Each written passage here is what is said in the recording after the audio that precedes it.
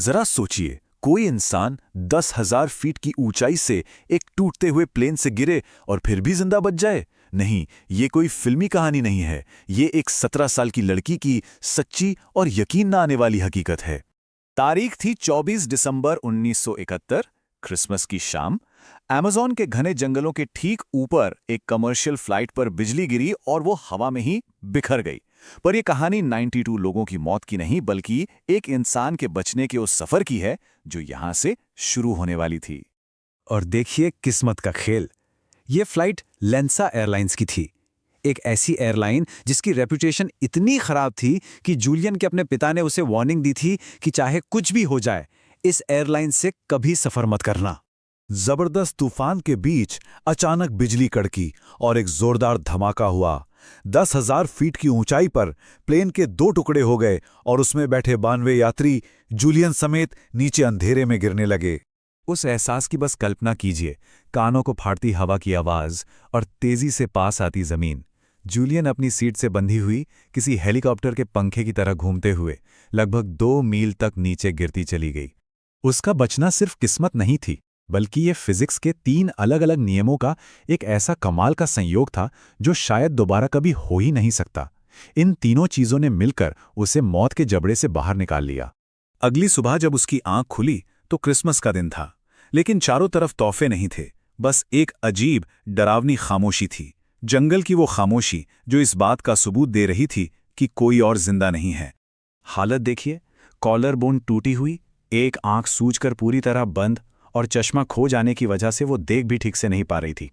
वो उस हरे नरक में बिल्कुल अकेली पड़ी थी, क्योंकि बचाव दल तो ये मान चुका था कि इस हादसे में कोई भी नहीं बचा होगा। लेकिन जूलियन कोई आम टीनेजर नहीं थी। उसके माता पिता अमेज़न के जंगलों के एक्सपर्ट्स, जाने माने जूलॉजिस्ट्स थे। उसने अपना पूरा बचपन इसी जंगल को समझते हुए बिताया था और उसे इसके नियम मालूम थे।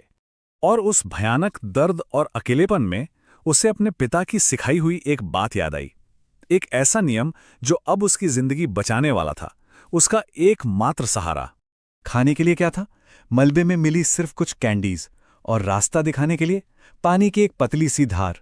हर कदम एक चुनौती थी, हर आवाज में एक अनजाना खतरा। लेकिन उसने चलना शुरू किया। अगले 10 दिन उसकी हिम्मत का सबसे बड़ा इम्तिहान बने। ये एक ऐसा सफर था जहां उम्मीद बार बार बनती और फिर टूट जाती थी। और फिर चौथे दिन उसे एक ऐसा दिल दहला देने वाला मंजर दिखा जिसने एक भयानक सच को साफ कर दिया था।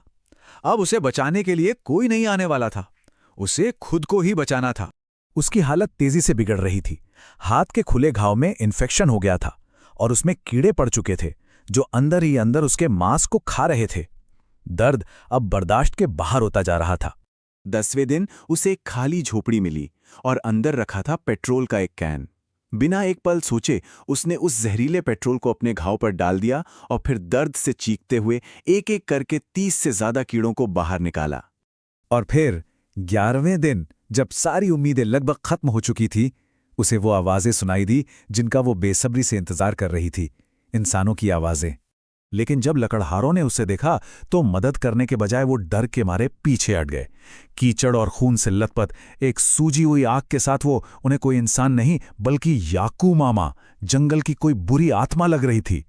जब उसने अपनी पूरी कहानी बताई तब जाके उन्हें यकीन हुआ। लेकिन उसी पल उसे वो खबर मिली जिसने उसका दिल तोड़ दिया। उसकी मां समेत प्लेन में कोई भी जिंदा नहीं बचा था। वो उस हादसे में बचने वाली इकलौती इंसान थी। कहानी यहां एक चमत्कार की तरह खत्म हो सकती थी, लेकिन इस हादसे की ऑफिशियल जांच ने एक ऐसा सच सामने रखा जो इस चमत्कार से भी कहीं ज्यादा हैरान करने वाला और दर्दनाक था। जांच में ये पता चला कि क्रैश के बाद जूलियन अकेली जिंदा नहीं बची थी। उसके अलावा 14 और लोग उस हादसे के बाद जंगल की जमीन पर जिंदा थे, घायल थे पर जिंदा थे। लेकिन उन सभी ने एक ही गलती की। वो जहां थे वहीं रुके रहे और मदद का इंतजार करते रहे। और उस घने जंगल में जहां उन्हें कोई देख नहीं सकता था, वो एक एक करके मर गए। सिर्फ जूलियन ने इंतजार नहीं किया, उसने चलना चुना। जूलियन कोपके की कहानी सिर्फ जिंदा बचने की कहानी नहीं है। ये इस बात का सबूत है कि कभी-कभी हमें बचाने के लिए कोई और नहीं आता। और शायद इसीलिए उसने अपनी पूरी जिंदगी उसी अमेज़न के जंगल को बचाने में लगा दी जिसने एक बार लगभग उसकी जान ले ही ली थी।